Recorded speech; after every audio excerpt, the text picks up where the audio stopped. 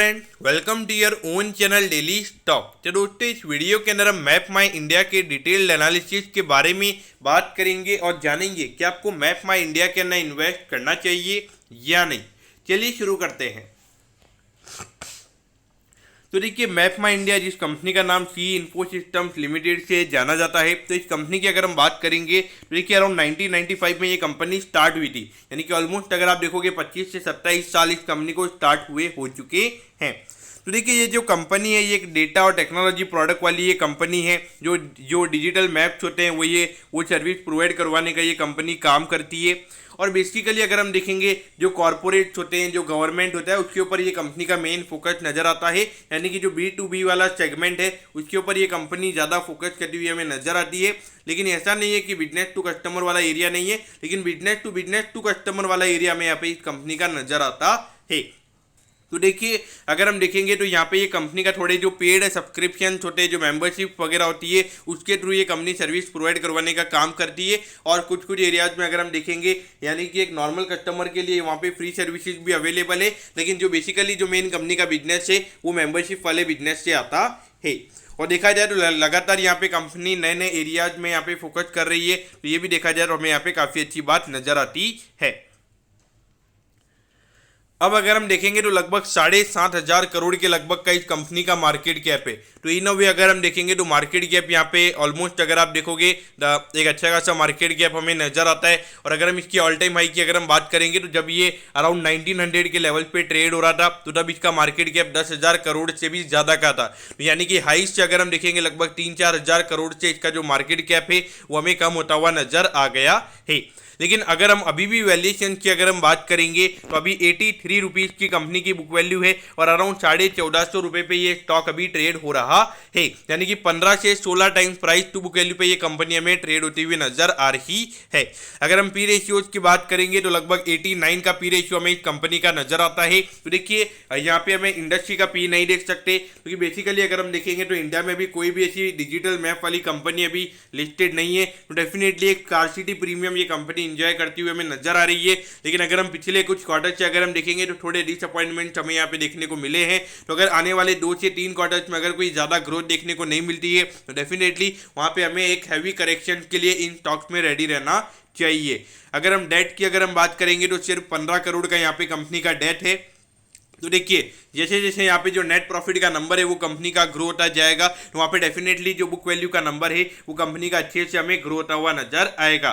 लेकिन देखिए, यहाँ पे ज़्यादा एसेट्स नहीं रहते हैं जो कि कंपनी की जो बेसिकली अगर हम देखेंगे तो यहाँ पे ऐसा नहीं है कि एक फिक्स्ड एसेट आपने लगा दिया, यानी कि आपने मशीनरी ले ली, तो ऐसा नहीं होता है। तो यहाँ पे आपका बेसिकली यहाँ पर अगर हम देखेंगे इनका मेन एसेट जो रहता है वो कैश ही रहता है। उसके अलावा अगर हम ROC की अगर हम बात करेंगे, अराउंड 29% का ROC का नंबर है और ROE का नंबर भी हमें अराउंड 22% का नजर आता है। तो ऑल ओवर देखा जाए तो रिटर्न रेशियोज कंपनी के अच्छे हैं। तो बाकी फाइनेंशियल वाइज ये कंपनी अच्छी नजर आती है। लेकिन अगर हम यहाँ पे वैल्यूएशन वाइज अगर हम बात करेंगे तो वैल्यूएशन हमें यहाँ पे काफी हाइयर साइड में यहाँ पे नजर आते हैं। अब अगर हम पिछले 4 साल के फाइनेंशियल ट्रेंड के बारे में अगर हम बात करेंगे तो यहाँ पे ये 2 साल में इतना कोई ज़्यादा नंबर देखने को नहीं मिला था। लेकिन 2021 में अगर हम देखेंगे तो अराउंड 29 करोड़ से कंपनी के रेवेन्यू के नंबर्स यहाँ पे बढ़े थे। यानी कि अराउंड 18% से यहाँ पे रेवेन्यू का नंबर कंपनी का ग्रो हुआ था। और प्रॉफिटेबिलिटी की अगर हम बात करेंगे 23 करोड़ से यहाँ पे 59 करोड़ पे कंपनी का नेट प्रॉफिट का नंबर हमें जाता हुआ नजर आया था। यानी कि डबल से भी ज़्यादा यहाँ पे नेट प्रॉफिट का नंबर कंपनी का ग्रो हुआ था।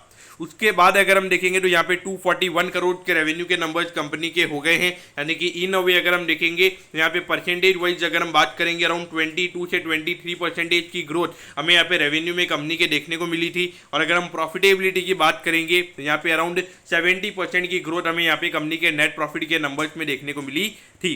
सॉरी, 70% ये नंबर नहीं है। अगर हम इस नंबर की अगर हम बात करेंगे तो ये नंबर हमें अराउंड 40 to 45% पे ये नंबर नजर आता है। तो देखा जाए तो यहाँ पे पिछले 2 साल से काफ़ी अच्छी ग्रोथ हमें देखने को मिल रही है। लेकिन मुझे ऐसा लगता है कि आने वाले टाइम पे ये जो ग्रोथ का नंबर है 10 से 15% या फिर मोस्ट टू मोस्ट यहाँ पे अराउंड 20% तक ये नंबर हमें आता हुआ नजर आएगा। मुझे ऐसा लगता है और मैं गलत भी हो सकता हूँ। अब मैं ऐसा क्यों बोल रहा हूँ, उसके पीछे का एक रीजन है, क्योंकि अगर हम यहाँ पे देखेंगे तो ये 49 करोड़ से यहाँ पे ये नंबर 47 करोड़ पे हुआ था, और यहाँ पर ये 3 करोड़ से नेट प्रॉफिट का नंबर कंपनी का कम हुआ था। उसके बाद अगर हम देखेंगे तो 57 करोड़ पे यहाँ पे कंपनी के रेवेन्यू के नंबर्स आ गए थे। उसके बाद अगर हम देखेंगे तो यहाँ पे कंपनी ने 25 करोड़ का प्रॉफिट कमाया था। और इसके बाद अगर हम देखेंगे तो दिसंबर 2021 वाले में 14 करोड़ से रेवेन्यू का नंबर कंपनी का कम हुआ था, और वहां पर अगर हम प्रॉफिटेबिलिटी की बात करेंगे तो वहां पे 6 करोड़ से ये नंबर कम हुआ था, और ये नंबर आया था 19 करोड़ पे। फिर से अगर हम देखेंगे तो रेवेन्यू के नंबर फिर से हमें यहाँ पे आते हुए नजर आए थे, लेकिन यहाँ पर अगर आप देखोगे यहाँ पे सेम रेवेन्यू पे कंपनी 25 करोड़ का प्रॉफिट कमा रही थी, और यहाँ पे ये नंबर आ गया था 23 करोड़ पे। तो इन भी अगर आप देखोगे तो यहाँ पे मेन प्रॉब्लम ये रहा था कि यहाँ पे जो टैक्स परसेंटेज है वो यहाँ पे 1% हमें बढ़ता हुआ नजर आया था। लेकिन उसके अलावा भी अगर हम देखेंगे जो ऑपरेटिंग प्रॉफिट के नंबर थे वो भी कंपनी के यहाँ पे 1 करोड़ से कम हुए थे। तो इन अभी अगर हम देखेंगे तो पिछले कुछ क्वार्टर से यहाँ पे कंसिस्टेंट ग्रोथ वाले जो एरिया जहाँ पे कंपनी के चल रहे थे वो इन अवे यहाँ पे कम होते हुए हमें नजर आ रहे हैं। तो उस पॉइंट ऑफ व्यू से देखा जाए तो ऐसा लग रहा है कि आने वाले टाइम पे ग्रोथ हमें देखने को मिलेगी, लेकिन जो परसेंटेज वाइज अगर हम बात करेंगे जो पहले 25-30% के रेवेन्यू के नंबर्स कंपनी के ग्रो हुए हैं तो वो यहाँ पे नॉर्मल से आती हुई नजर आएगी। और अगर हम प्रॉफिटेबिलिटी की बात करेंगे तो वहाँ पे डबल डिजिट साइड में प्रॉफिट के नंबर्स बढ़ सकते हैं, लेकिन मोर देन 20% की ग्रोथ यहाँ पे एक्सपेक्ट करना मेरे ख्याल से एक गलत यहाँ पे हो सकता है। और अगर कंपनी नॉर्मली अगर हम देखेंगे तो 20% के नीचे वाले लेवल पे अगर ये कंपनी ग्रो करेगी तो डेफिनेटली मार्केट इसे वहाँ पे 60-65 से ज़्यादा का पी रेशियो नहीं देगा। तो वहाँ पे डेफिनेटली अगर देखा जाए तो वैल्यूएशन यहाँ पे काफ़ी ज़्यादा हायर साइड में हमें नजर आते हैं। अब अगर हम शेयर होल्डिंग पैटर्न की भी अगर हम यहाँ पे बात करेंगे तो 53.73% की होल्डिंग यहाँ पे प्रमोटर्स के पास है। उसके अलावा अगर हम देखेंगे तो पिछले क्वार्टर में यहाँ पे एफआईआईज ने अपनी होल्डिंग को कम किया है, और एट दी सेम टाइम अगर हम देखेंगे तो डीआईआईज ने भी अपनी होल्डिंग को यहाँ पे पिछले क्वार्टर में कम किया है। और एट द एंड अगर हम देखेंगे तो रिटेल इन्वेस्टर्स की यहाँ पे होल्डिंग बढ़ रही है, और इतनी ज़्यादा होल्डिंग रिटेल इन्वेस्टर्स की हमें यहाँ पे नजर आती है। तो देखिए जब ये कंपनी का आईपीओ आया था तो अराउंड 46 से 47% यहाँ पे ये कंपनी ने मार्केट में लिक्विडेट किया था, तो उसमें से 35% रिटेल कोटा के लिए वहाँ पे अलोकेटेड था। यानी कि इनोवे अगर आप देखोगे 15 से 20% के जो शेयर थे वो रिटेल इन्वेस्टर्स के थे। यानी कि यहाँ पे लिस्टिंग के बाद 15 से 20% की जो एफआईआईडीएस की होल्डिंग है वो यहाँ पे कम हुई है, और पब्लिक की होल्डिंग वहाँ पे एट दी सेम टाइम बढ़ी है। तो डेफिनेटली जब इतना ज़्यादा प्रीमियम वैल्यूएशन पे अगर कोई कंपनी ट्रेड हो रही है और वहाँ पे अगर रिटेल इन्वेस्टर्स की ज़्यादा होल्डिंग अगर है तो डेफिनेटली मैं उसे ज़्यादा कॉशियस वे में लेता हूँ, क्योंकि मुझे ऐसा लगता है कि आने वाले टाइम पे वहाँ पे थोड़े से नंबर्स भी डिसअपॉइंटिंग हो सकते हैं, और एक अच्छी प्रॉफिट बुकिंग भी स्टॉक में देखने को मिल सकती है।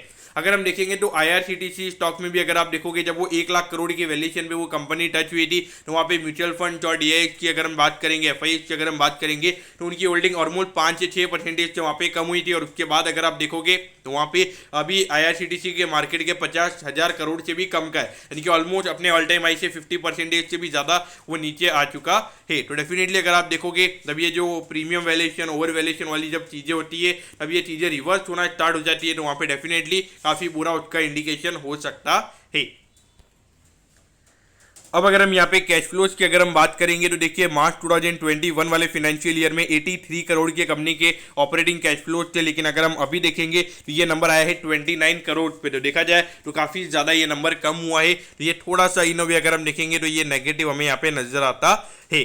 लेकिन अगर हम यहाँ पे मार्च 2021 में देखेंगे तो यहाँ पे कंपनी ने अराउंड 59 करोड़ के यहाँ पे कंपनी ने री इन्वेस्टमेंट भी किए थे, तो ये काफ़ी अच्छी बात है। और अभी एक नंबर 11 करोड़ पे ही था। तो देखा जाए तो कंपनी एक पॉजिटिव कैश फ्लो कंपनी है, तो लगातार यहाँ पे री इन्वेस्टमेंट के ऑप्शन के थ्रू भी यहाँ पे ये कंपनी ग्रो कर सकती है। और अगर एक अच्छा खासा कैश इनफ्लो आने वाले टाइम पे डेवलप होता है तो वहाँ पे इनऑर्गेनिक ग्रोथ के ऊपर भी ये कंपनी हमें फोकस करती हुई नजर आएगी। तो देखिए लगभग 1460 के लगभग ये स्टॉक अभी ट्रेड हो रहा है, और अगर हम ऑल टाइम हाई की बात करेंगे तो लगभग 1900 रुपये का यहाँ पे ऑल टाइम हाई है। तो ये लगभग 500 रुपये अपने ऑल टाइम हाई से नीचे ट्रेड कर रहा है। तो परसेंटेज वाइज अगर हम बात करेंगे तो अराउंड 25% का करेक्शन हमें यहाँ पे इसके ऑल टाइम हाई से देखने को मिल गया है। और अगर हम इसके लोज से अगर हम बात करेंगे तो वहाँ से 20-25% ये स्टॉक ऊपर ट्रेड हो रहा है, यानी कि ऑलमोस्ट ऑल टाइम हाई और ऑल टाइम लो के बीच में ये स्टॉक हमें ट्रेड होता हुआ नजर आ रहा है। तो यहाँ पे आपने क्या करना चाहिए, डेफिनेटली अगर आप देखोगे तो यहाँ पे ये कंपनी जो प्रीमियम वैल्यूएशन पे ट्रेड हो रही है उसका मेन रीजन ये एक तो रिसेंटली इस कंपनी का आईपीओ आया है, तो नई लिस्टेड कंपनीज होती है ना वहाँ पे डेफिनेटली हाई प्रीमियम इंजॉय किया जाता है। उसके अलावा अगर हम देखेंगे तो एक अकेली ऐसी कंपनी है जो ये मैप वाले एरिया में लिस्टेड है, लेकिन देखिए मुझे ऐसा लगता है कि आने वाले टाइम पे ज़्यादा जो एक्सपेक्टेशन यहाँ पे मार्केट में डेवलप हुई है कि यहाँ पे 30-40-50% की ग्रोथ देखने को मिलेगी, तो वो मुझे यहाँ पे ऐसा नहीं लगता है। मुझे ऐसा लगता है कि यहाँ पे वैल्यूएशन वाइज अगर हम बात करेंगे तो यहाँ पे काफ़ी कॉशियस अप्रोच लेना चाहिए। जो वैल्यूएशन इस कंपनी के अभी है अराउंड 90 टाइम्स के पी रेशियो पे ये कंपनी ट्रेड हो रही है, तो डेफिनेटली उस टाइम पे एलोकेशन नहीं लेना चाहिए। हाँ डेफिनेटली जब ये कंपनी 50-60 के पी रेशियो पे ये कंपनी ट्रेड होगी तो as a long term investor आप वहाँ पे इन्वेस्ट कर सकते हैं। और अगर आपको इसमें आईपीओ में अलॉटमेंट अगर मिला हुआ है, मेरे ख्याल से वैल्यूएशन वाइज इतना ज़्यादा अपसाइड मूवमेंट हमें यहाँ पे नजर नहीं आता है, और उसमें जब भी इतना ज़्यादा अगर अपसाइड मोमेंटम अगर अच्छे से नजर नहीं आता है तो वहाँ पे डेफिनेटली एक अच्छी प्रॉफिट बुकिंग आने वाले टाइम पे आ सकती है। तो मैं ऐसा नहीं बोलूँगा कि ये कंपनी कल के कल ही गिर जाएगी। तो देखिए मुझे ऐसा लगता है कि धीरे धीरे जब बिजनेस में ज़्यादा ग्रोथ जो मार्केट एंटिसिपेट कर रहा होता है, जो ग्रोथ हमें देखने को नहीं मिलती है, तो तब वो सारी चीज़ें होती हुई नजर आती है। तो ये कभी भी हो सकता है, लेकिन मुझे यहाँ पे एक तरीके से देखा जाए जो मार्जिन ऑफ सेफ्टी की हम बात करते हैं तो वो मुझे बिल्कुल भी यहाँ पे नजर नहीं आता है। जो वैल्यू की अगर हम बात करते हैं, यानी कि टेबल पे हमारे लिए कोई वैल्यू बची हुई है क्या, यानी कि 90 टाइम्स का पी रेशियो किसे बोलते हैं, यानी कि अगर कंपनी ₹1 कमा रही है तो उसके ऊपर आप 90 रुपीज़ का प्रीमियम दे रहे हो, यानी कि आप उस शेयर को 90 रुपीज़ पे खरीद रहे हो। यानी कि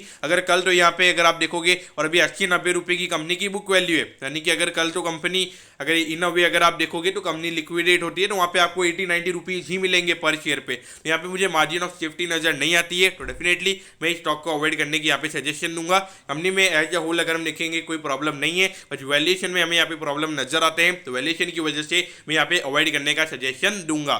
तो दोस्तों मैं होप करता हूँ कि मैप माई इंडिया के डिटेल एनालिसिस के बारे में आपको सब कुछ पता चल गया होगा। अगर आपकी कोई भी क्वेरीज है आप कमेंट कीजिए, मैं जरूर आपके कमेंट पर रिप्लाई करूंगा। ओके दोस्तों, thank you, have a nice day.